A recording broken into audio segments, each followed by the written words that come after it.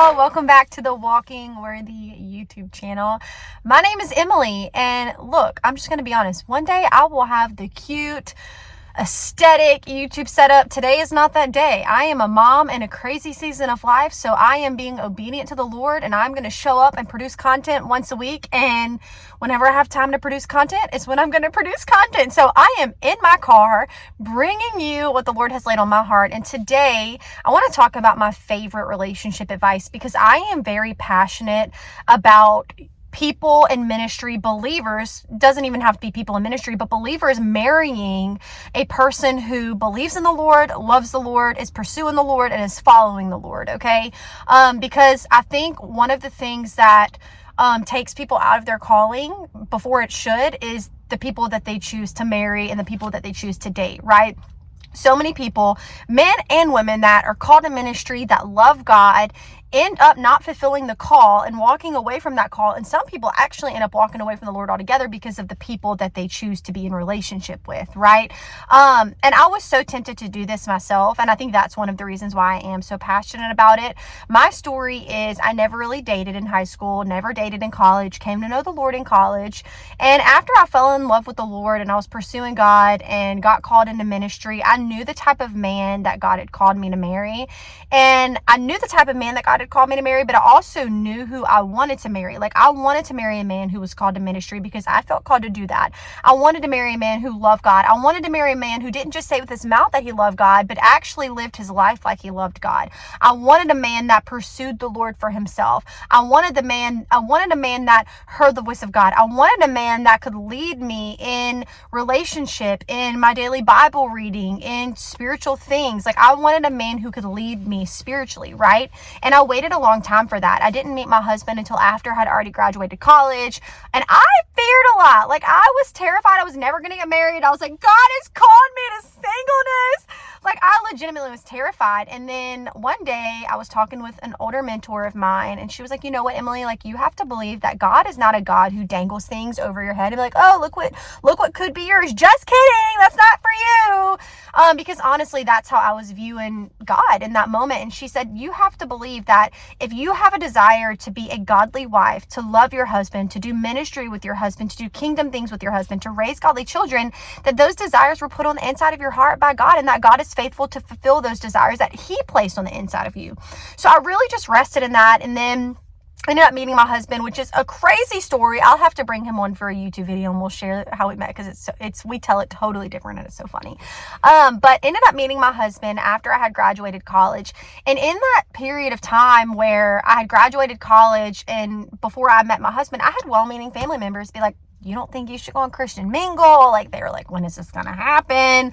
And I told them, I was like, look, no judgment against people who do that. I just don't feel like personally that's what I'm supposed to do. Like, I feel like I'm supposed to trust the Lord in this and wait on God regarding this specific thing. So I ended up meeting my husband. We ended up getting married. But in my season of singleness, one of the best pieces of advice that I ever received, and this is my favorite relationship advice that I've ever gotten. Again, a woman who was older and wiser than me at church said, what you do in this season is you run as hard and as fast after Jesus as you can.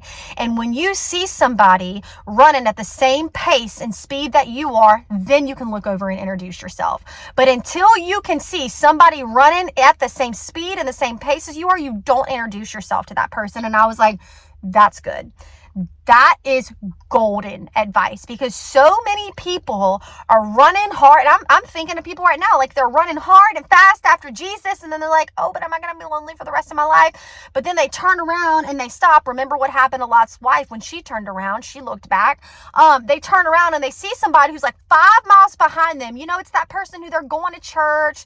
They may be like, oh, I love God, but they're not pursuing God. They don't pursue God through worship. They don't pursue God through prayer. They don't pursue God through daily Bible reading. They don't pursue God through being in a relationship with him, being in a relationship with other believers.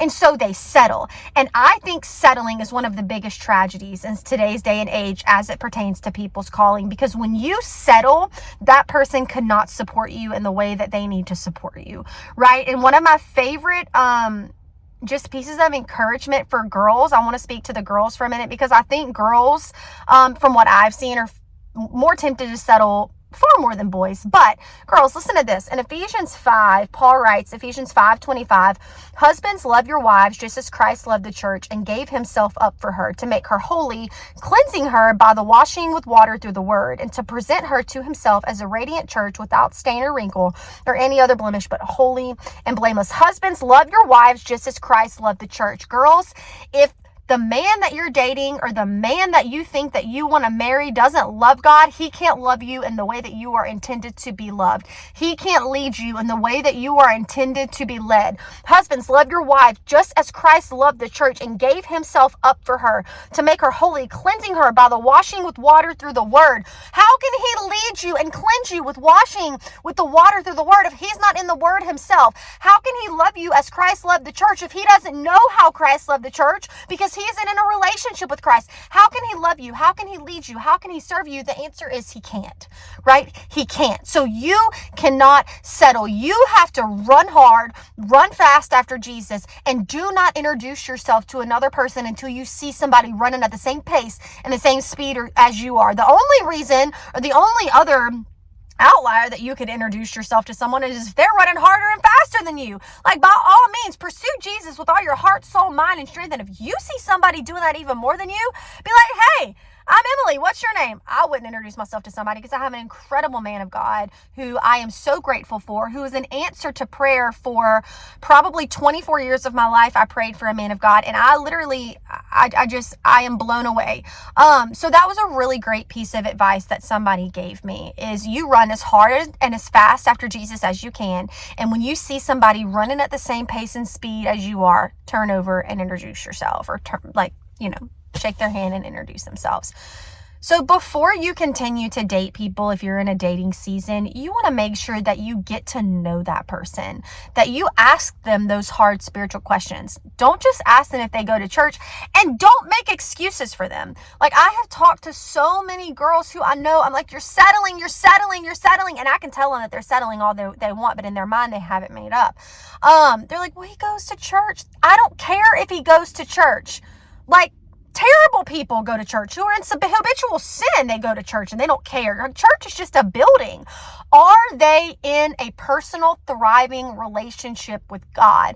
Are they pursuing God? Are they spending time in prayer?